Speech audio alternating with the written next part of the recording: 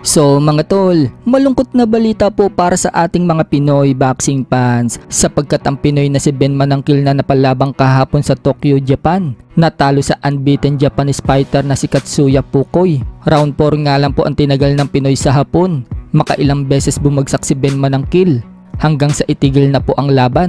Kaya panalo itong hapon na si Katsuya Fukoy via 4th round RTD or referee technical decision. Dahil sa panalo ng hapon mga tol, umabante na ang record nito sa 8-0 with 6 knockouts. Habang bumagsak naman ang record ni Ben Manangkil sa 19 wins, 5 losses and 3 draws with 6 knockouts. Kung matatandaan mga tol, dati na nga pong hinamon ni Ben Manangkil si former 3 Division World Champion General Casimero na maglaban daw sila. Sa kabilang banda naman mga tol, mamaya na nga po magaganap ang pinakahihintay ng mga Pinoy boxing fans.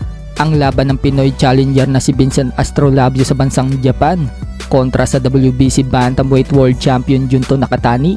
Kung matatandaan mga tol sa weigh-in kahapon, tinuro ni Astrolabio ang belt ni Nakatani at sinabing bukas mapapasa kanya na daw ang belt.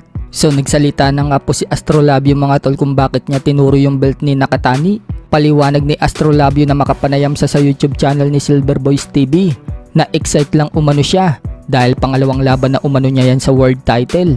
Natanong si Astrolabio mga tol kung ano daw ang masasabi niya sa pangdederespect sa kanya ni Nakatani dahil sa mga interview daw kay Nakatani sa mga nakalipas, hindi daw pangalan niya yung binabanggit kundi ibang fighter, katulad ng pakikipag-unification umano ni Nakatani sa ibang kampyon.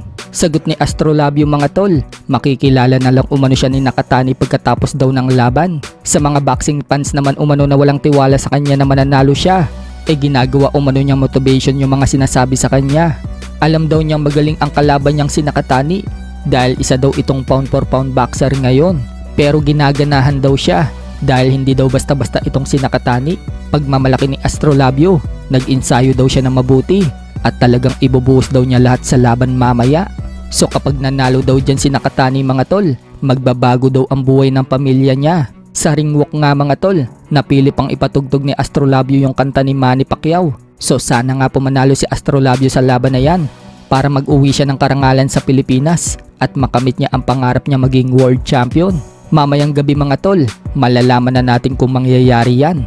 Sa ibang banda naman mga tol, cancelled na po ang laban sa co-main event sa pagitan ni WBO Super Flyweight World Champion Japanese Koshi Tanaka versus challenger Mexican Jonathan Gonzalez sapagkat nag-overweight po itong Meksikano na si Rodriguez.